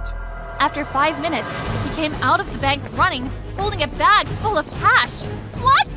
At first, he ran past me, but then he remembered that he had left me behind. Run! He completely forgot about the motorbike. What the heck is going on, Thorn? He wasn't answering. I heard the police sirens approaching. My legs couldn't keep going anymore, and Thorn just kept dragging me faster and faster. After a few minutes, he turned down an alley. I turned around, and I saw 7 police cars stopping right in front of us. I turned to Thorn to inform him, but he wasn't there anymore and had disappeared altogether with the bag of cash. The police arrested me. I couldn't believe what just happened. And most importantly, I didn't even know what was going on. Police took me to the station where I got to call Mom. She came over quickly, crying and screaming. My little daughter, she is innocent. Let her go. After telling them everything, the police told me what was going on. You haven't signed Thorn's dad's motorbike permission, but rather a super rich businessman's bank account and withdrawal authorization. Thorn wasn't who he said he was, and he had completely used my drawing talent all this time just for that moment. The police said he had done similar things before. For example, stealing a motorbike. That jerk! How could I have trusted him? A police car took both Mom and me home. I could only cry on my bed all night. Mom sat next to me. Don't worry, honey. It is normal to be fooled by many kinds of guys at this age. The important thing is to stay true to yourself and not intentionally be involved in such things. Is this how you were fooled by Dad? Mom didn't answer, but instead, she just hugged me. On Monday, I went to Melissa's mansion. It was huge. I pulled myself together and rang the bell. James opened the door. Oh, hi, it's you. He was looking around for Thorn. Useless to check for Thorn. I broke up with him. Did you? That's good. I mean, I'm so sorry. No, you're not. I've seen how you look at me. James only smiled and let me in. I started working for Melissa right away, and James was always there. He was very kind to me, and he for sure wasn't sticking around to make some money out of me. One day, when I finished work, he asked me out. Would you like to have dinner with me? I smiled and nodded. It took you long enough to ask. Hi, my name's Isabella, and I'm from Mexico. Please like and subscribe. Growing up, I was always a loner. Quick, everyone run! Isabella's here! I don't know why everyone hated me. What was I doing wrong? But I had learned to accept my fate as a loner. That is, until Elle moved in next door, and she changed my life forever. The first time I met Elle was when I was 8 years old. Isabella, go down the road and buy some tortillas. See, Mama? I rode down on my bicycle, but suddenly my tire popped and I went tumbling down. Look out! I screamed as the car came racing towards me. It was too late. I was gonna die! Then suddenly, I saw a flash of blonde hair and suddenly I was on the side of the road, out of harm's way. A girl had just saved me from certain death. Muchas gracias! You just saved my life! The girl looked up at me. You need to be more careful. What's your name? Elle, Oh, are you my new neighbor? I guess. I smiled and hugged her. She blushed. Thank you, Elle. I'm Isabella. Elle gently escaped my hug and said goodbye. I thought that would be the last time I'd see her. Boy, was I wrong. The next day at school, I was walking through the hallway when suddenly I was shoved to the ground and my backpack was ripped from my grip. Dios mío, seriously, Isabella? Aren't you a little too old for Barbie? Camilla and her team of sheep laughed. Please, Camilla, give it back! No, you embarrass me just by the sight of you. You need to learn that embarrassing me comes with a price. Please, just stop it! Never, you little... One moment Camilla was there, the next she was sprawled on the ground. And standing there like some kind of superhero was Elle. Back off. What the... Elle hissed at Camilla and she backed away. What are you, loco? I don't like bullies. Camilla's friends helped her to her feet. You're gonna regret that, new girl. And you? Camilla glared at me. You'll regret that too. Camilla and her gang ran off, while Elle helped me up and handed me my bag. Thank you again. It seems you are my guardian angel. I guess so. From that day on, Elle and I became best friends. The problem was, I had no idea that Elle wanted to be more than just friends. I discovered Elle's secret when we were out on the swings in our school playground. Isabella, we've been best friends for a while now. Yeah! What? It's been like 8 years or something, right?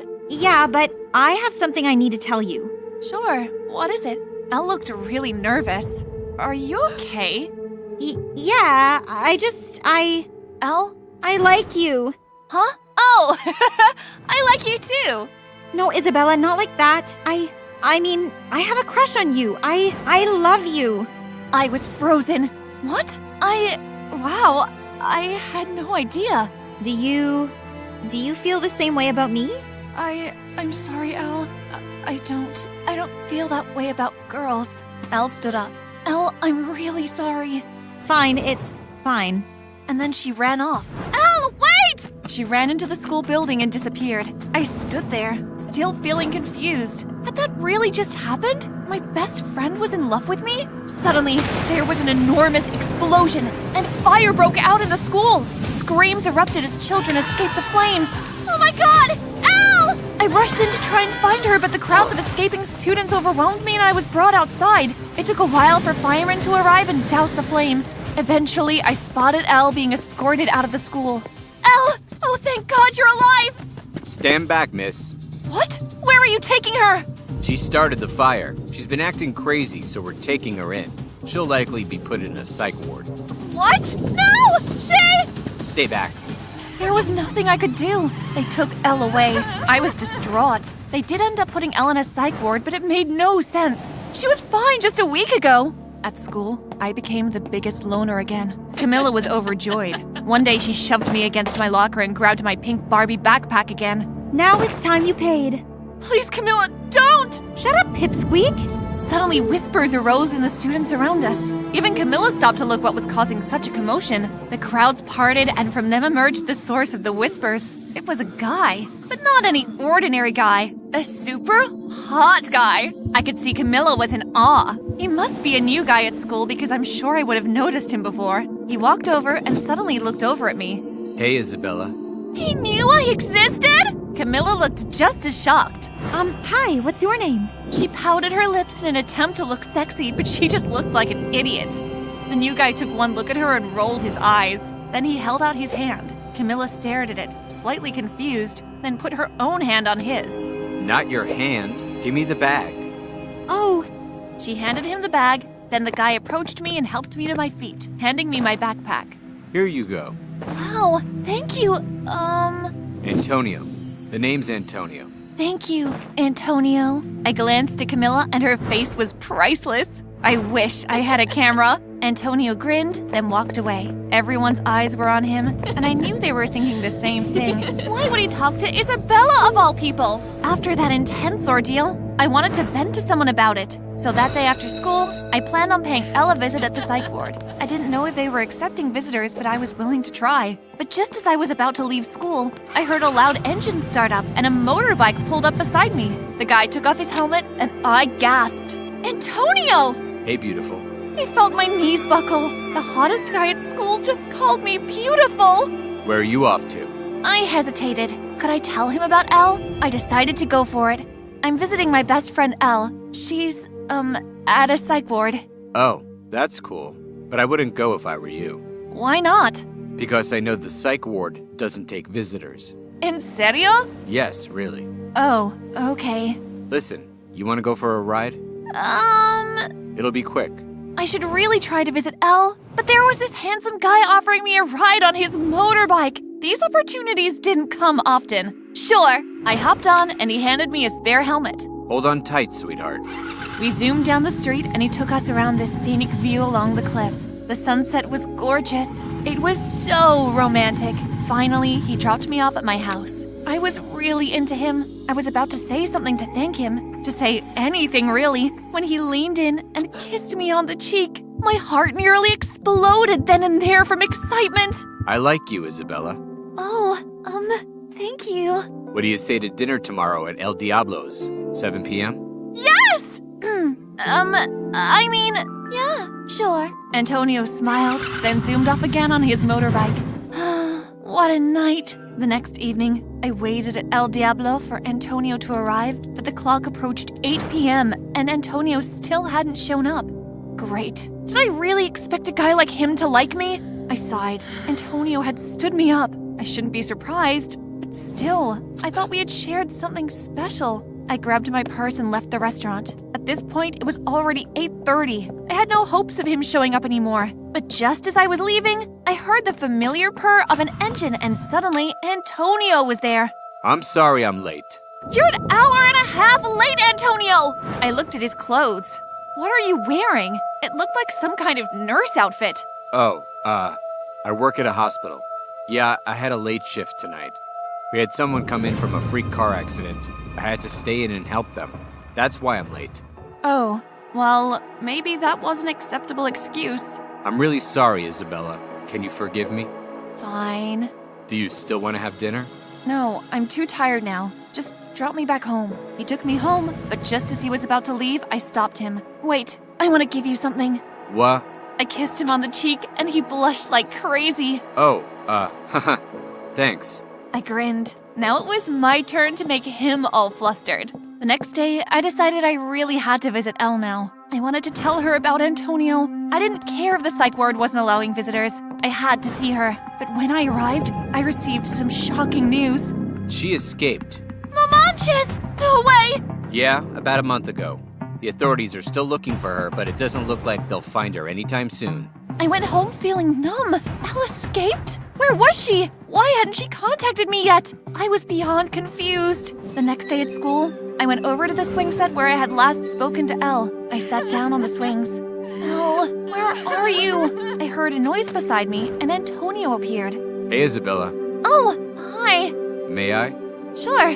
Antonio sat down on the swing where Elle had sat. I've been looking for you all day. Oh, really? Yeah, I really need to tell you something. I suddenly got deja vu. Elle had said the exact same thing in this exact same spot. Freaky. Sure. What is it? Yes? I'm in love with you. Antonio! I love you and I want to be with you. I want you to be my girlfriend. Will you? I was overjoyed. I leapt onto him and kissed him fully on the lips. Of course! I'm so happy you asked. Antonio grinned, but then the smile fell off his face when a voice sounded behind us. Oh, look, the two ugly ducklings finally got together. We turned around to find Camilla and some guy next to her. What do you want, Camilla? My boyfriend Andre and I want to go on the swings, so hop off, losers. Yeah, leave already. Fine, No.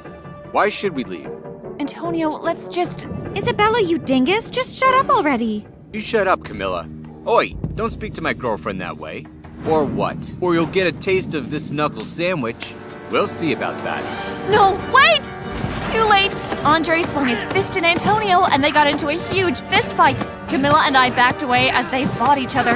Get him, Andre. That's right. Get him. I looked in horror as Andre grabbed at Antonio's face, digging his fingers into his skin. But then, Camilla and I both started screaming as Andre seemed to be pulling Antonio's skin right off his face. Okay, Andres, that's enough. But he didn't stop, and suddenly, Antonio's face fell on the floor. Ah!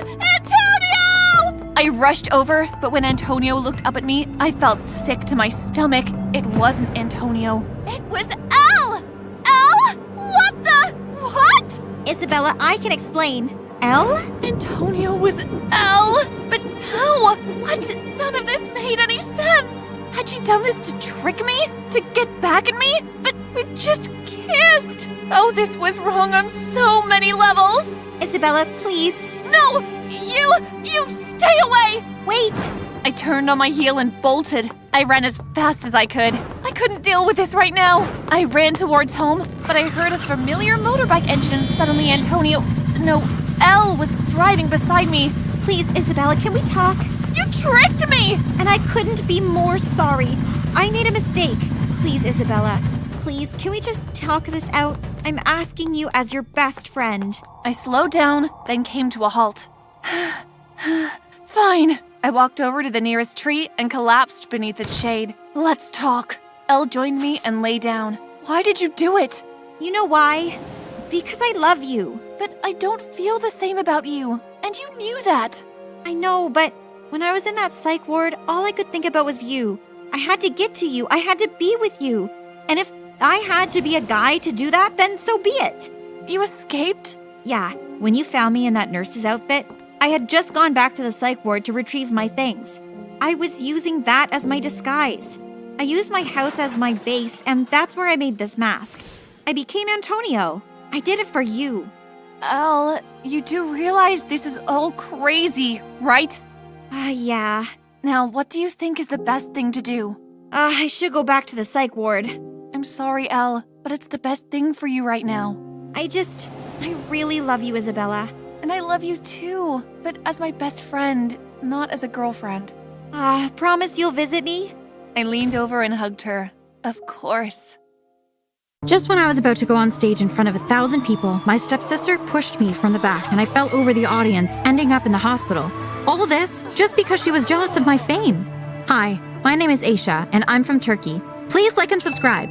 My parents abandoned me at the door of an orphanage. Growing up at the orphanage, the social workers noticed that my fingers were growing weirdly longer than those of the other kids. So when I turned 7, they decided to take me to piano classes. Your long fingers might just win you a spot to be amongst the stars. Really? That would be amazing. My piano teacher gave me daily lessons, and 1 year later, when the orphanage organized a fundraising event, I played the piano for the first time in front of an audience. After my performance, I received a standing ovation from the crowd. Then later, I was approached by a social worker and a family.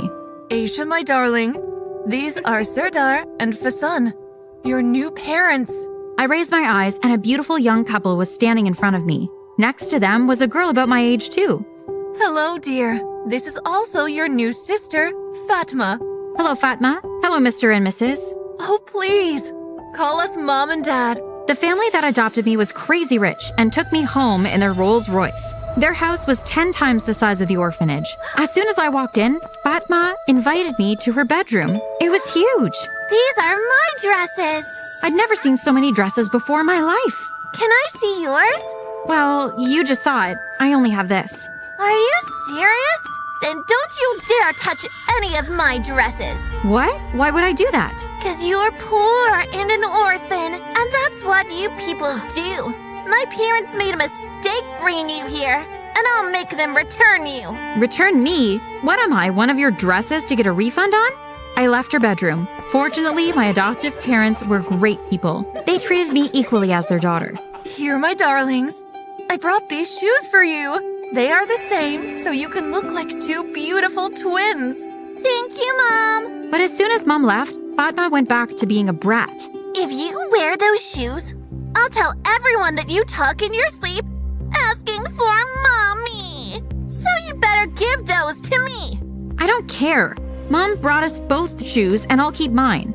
I might be an orphan, but I was no fool. I wasn't going to let my bratty new sister boss me around. Some months later, on my supposed 10th birthday, my adoptive parents finally bought me a piano so I could go back to taking my classes. It was beautiful, all covered in gold. They even hired the same teacher I had in the orphanage, which made me tremendously happy. But as soon as I started my classes, Fatma was so jealous that one day I woke up to find my piano all destroyed. What happened here?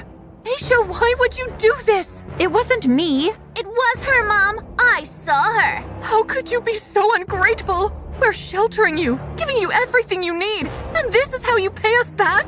Unbelievable. Fatma evilly smiled behind her mom's back. I was grounded for 2 weeks, but later they bought me another piano, and this time it was the strongest one, so no one would be able to break it. And I was back in the game. I practiced constantly for 4 years, ignoring Fatma's attempts to discourage me, and I applied for the biggest classical music festival in town. On the day of the festival, my life changed forever. When I woke up that morning, I noticed something weird. My fingers were glued to each other. Fatma! Instead of Fatma, Mom walked into my bedroom.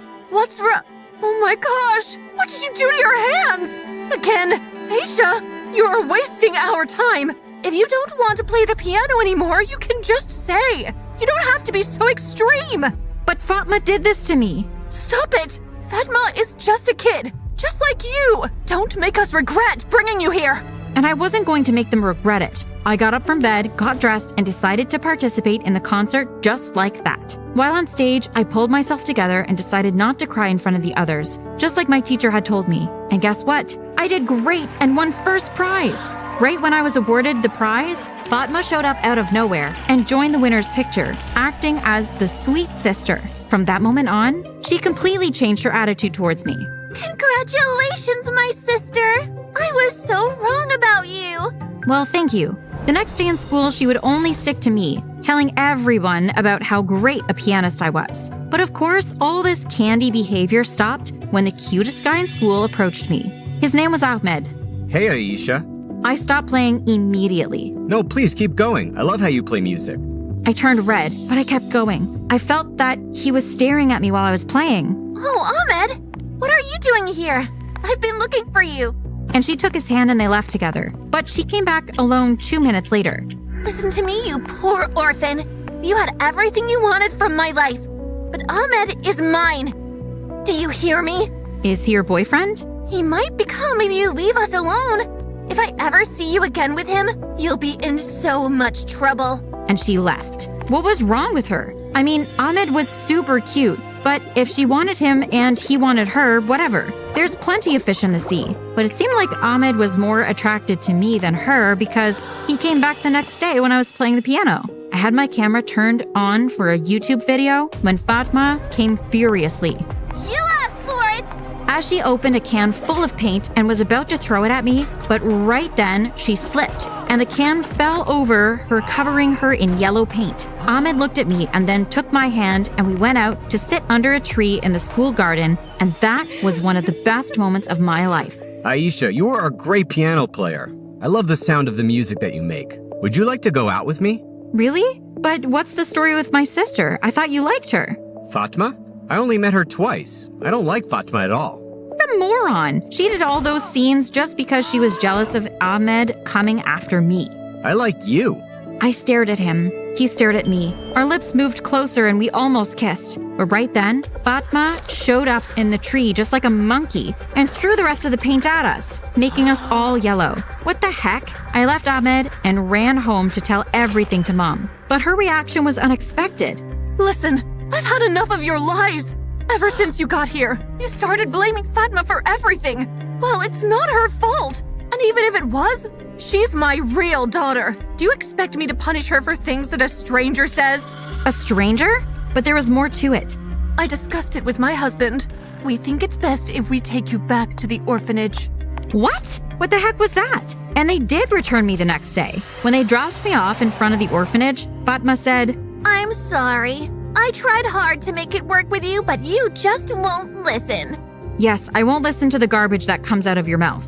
And I took my backpack from the car and went inside. Again, after many years, I was a poor orphan. I picked up my piano lessons, and in the next 2 years, I was one of the most famous piano players in the country. When I turned 18, I was allowed to join a worldwide tour and open for the greatest piano player. Such an honor. One night after closing the concert in Brussels, I decided to walk to the hotel. On the way there, I saw a guy walking and holding hands with a girl. But when I got closer to them, I heard them speaking in Turkish. And it made me take a second look. It was Ahmed. He also saw me and stopped. Hey, wow, what a coincidence. And before you could say anything else, I saw that the girl standing next to him was Fatma. Well, I see that some people came out differently at the end. We moved to Brussels in actual universities, and not in orphanage classes for studies. Let's go, honey. We have no time to waste with this useless person. It seemed as if Ahmed wanted to say something, but Fatma pulled his arm and they left. As soon as I got home, I became a little nostalgic and checked my phone for pictures and videos from when I was living with the family. To my surprise, I found a video of when I was playing the piano. And guess what? The time Fatma tried to throw yellow paint on me was caught on camera. I posted it on social media and it reached millions of views overnight. The next day, Ahmed was waiting for me outside a theater I had just performed at. Hey, great concert. I was among the audience. Oh, I didn't know that. You were great. And about yesterday, I broke up with Fatma and I was wondering if you're available to go out with me. Sure, why not? Let's go right now. I mean, I always liked Ahmed, and we never exchanged that kiss, so it was worth giving it a try. I'd gained so much confidence since I had started being in front of huge audiences, and I wasn't shy anymore. Plus, boys were standing in line for me, and I was used to the attention by then. We walked together to the nearest sushi place, sat down, and had a long chat and dinner. Before leaving, he said, Hey, do you mind picking up the check? I forgot my wallet at home. I would have paid anyway, but it was weird to be asked that. Anyway, I paid, and we left the place when he continued. Hey, do you mind if I sleep at your hotel tonight? My roommate has his girlfriend over. I did have a spare bedroom. All right, sure. And we went to the 5-star hotel where I was staying. Ahmed stayed in the room next to me. The next morning, I wanted to say hi to him, but he had disappeared together with all my jewelry and some cash I had in the drawers. What a piece of wood! I called the police and they came quickly and started an investigation. 2 days later, they caught Ahmed and deported him back home. The next day, I was going to perform at my last concert in Brussels. When I was about to go on stage in front of 1,000 people, the audience suddenly started to change their mood and they were all pointing behind me. When I turned around, I saw the devil running towards me. You made Ahmed leave! You also leave! She pushed me and I fell over the crowd. I broke an arm and ended up in the hospital where I spent many nights. To my surprise, Mom visited me. I'm sorry about everything. I saw the video you posted. So many things I didn't know about my daughter. We sent her to a rehab center. She needed professional help. But we are grateful you were always so calm and patient. I guess it's too late now to ask you to come back to our family since now you have everything. I learned a lesson. That in life, you never know how things might turn out. That's why I'm glad you're keeping the door open for me. She smiled and left. After 50 years, when my adoptive parents passed away, I heard the news while playing in Beijing. Later, I received a letter saying that they had split all of their possessions between me and Fatma, besides the house. That belonged to me now. I decided to turn it into an orphanage for kids under 10.